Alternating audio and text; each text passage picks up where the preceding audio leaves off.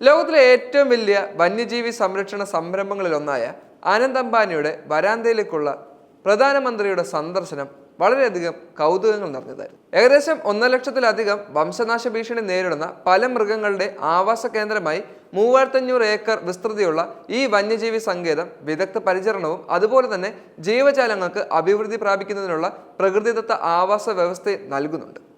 പ്രധാനമന്ത്രി സൗകര്യവും പര്യവേഷണവും ചെയ്തപ്പോൾ അതിന്റെ രക്ഷാപ്രവർത്തനത്തിന്റെയും പുനരധിവാസ പ്രവർത്തനങ്ങളുടെ വ്യാപ്തി അദ്ദേഹം നേരിട്ട് കണ്ട് മനസ്സിലാക്കുകയും ചെയ്തിട്ടുണ്ട്.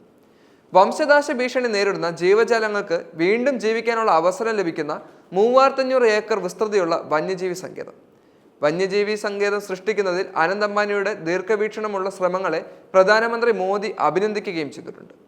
വന്യജീവികൾ വെറും ഒരു അഭയകേന്ദ്രമല്ല, വന്യജീവികളെ സംരക്ഷിക്കാനുള്ള ഒരു പ്രസ്ഥാനം കൂടിയാണിത്. സിംഹക്കുട്ടികൾക്ക് ഭക്ഷണം നൽകുന്നത് മുതൽ അപൂർവ ജീവജാലങ്ങളെ നേരിട്ട് കാണുന്നത് വരെ പ്രകൃതിയുടെ ഏറ്റവും മനോഹരമായ ജീവികളെ സംരക്ഷിക്കുന്നതിനുള്ള ശക്തമായ പ്രതിബദ്ധതയാണ് ഈ നിമിഷങ്ങൾ പ്രതിഫലിക്കുന്നതെന്ന് വ്യക്തമാണ്. ലോകത്തിലെ ഏറ്റവും വലിയ വന്യജീവി രക്ഷാ പുനരധിവാസ കേന്ദ്രമായ ആനന്ദ് അംബാനിയുടെ ബന്ദാര പ്രധാനമന്ത്രി നരേന്ദ്രമോദി കഴിഞ്ഞ ദിവസമാണ് സന്ദർശിച്ചത്. പര്യടനത്തിനിടെ വന്യജീവി സങ്കേതത്തിലുള്ള വിവിധ മൃഗങ്ങളുടെ ആവാസ വ്യവസ്ഥകൾ അദ്ദേഹം പര്യടനം ചെയ്ത് വീക്ഷിക്കുകയും ചെയ്തു. അവിടെ വംശനാശ ഭീഷണി നേരിടുന്ന ജീവികളെ അദ്ദേഹം വളരെയധികം കണ്ടു. 2000-ലധികം ജീവജാലങ്ങളുടെയും രക്ഷിക്കപ്പെട്ട വംശനാശ ഭീഷണി നേരിടുന്ന ഏകദേശം 1 ലക്ഷത്തിലധികം ജീവികളുടെ ആവാസ കേന്ദ്രം കൂടിയാണിത്. ഈ സാഹചര്യത്തിൽ പല ജീവികളെയും അദ്ദേഹം കണ്ടു. കറുപ്പും വെളുപ്പും നിറത്തിലുള്ള സീബ്രകളെയും ആ സീബ്രകളുടെ പ്രത്യേകതകളെയും അദ്ദേഹം ഒരുപാട് ആകർഷകമാക്കുകയും ചെയ്തു. താപനില നിയന്ത്രണത്തിൽ സീബ്രകൾ വരകൾ നിർണായക പങ്ക് വഹിക്കുന്നുണ്ട്. കറുത്ത വരകൾ രാവിലെ ചൂടാഗീകരണം ചെയ്യുന്നതിനും അതേസമയം വെളുത്ത വരകൾ സൂര്യപ്രകാശത്തെ പ്രതിഫലിപ്പിക്കാനും സഹായിക്കുന്നുണ്ട്. ഈ വ്യത്യസ്തതകളെല്ലാം അവിടെ നിന്നും അദ്ദേഹം മനസ്സിലാക്കിയെടുക്കുകയും ചെയ്തു. ദിവസം മുഴുവൻ അവയെ തണുപ്പിക്കാനും ഈ മ്യൂസിയത്തിൽ വിറ്റാമിനുകളും ധാതുക്കളും കൊണ്ട് സമ്പുഷ്ടമായ ധാരാളം പുതിയ ഇലകൾ വാഗ്ദാനം ചെയ്തിട്ടുണ്ട് അദ്ദേഹം.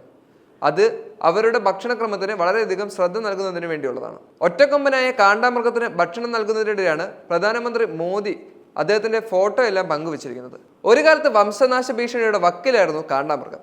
20-ാം നൂറ്റാണ്ടിന്റെ തുടക്കത്തിൽ അവയുടെ എണ്ണവും വളരെയധികം കുറഞ്ഞു. എന്നിരുന്നാലും ശക്തിപ്പെടുത്തുന്നതിന് വേണ്ടി ഈ മ്യൂസിയം വളരെയധികം ശ്രദ്ധ കേന്ദ്രീകരിച്ചിട്ടുണ്ട്. 2000-ൽ കാട്ടിൽ വംശനാശം സംഭവിച്ചതായി പ്രഖ്യാപിക്കപ്പെട്ട സ്പിക്സ് മക്കാവ് ഇപ്പോൾ അതിന്റെ സ്വാഭാവിക ആവാസ വ്യവസ്ഥയിലേക്ക് വീണ്ടും കൊണ്ടുവരിക എന്ന ലക്ഷ്യത്തോടെയുള്ള ഒരു വിപ്ലവകരമായ സംരംഭത്തിന്റെ കേന്ദ്ര ബിന്ദു കൂടിയാണ് ഈ മ്യൂസിയം.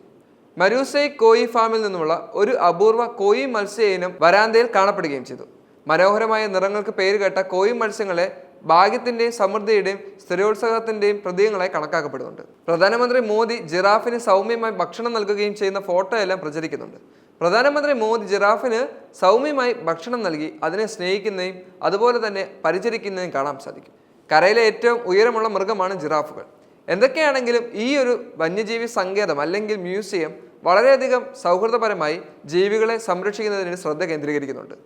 ഇനിയും ഇതുപോലെയുള്ള മ്യൂസിയങ്ങൾ നമുക്ക് ആവശ്യമാണ്. ഭൂമിയിൽ മനുഷ്യർക്ക് മാത്രമല്ല മൃഗങ്ങൾക്കും സ്വസ്ഥമായും അതുപോലെ തന്നെ അവരുടെ സംരക്ഷണവും അവരുടെ അവകാശങ്ങളും നേടിക്കൊടുക്കേണ്ടത് മനുഷ്യരുടെ കൂടെ ഉത്തരവാദിത്തമാണെന്ന് ഈ ഒരു മ്യൂസിയം കാണുമ്പോൾ എല്ലാവർക്കും മനസ്സിലാകും.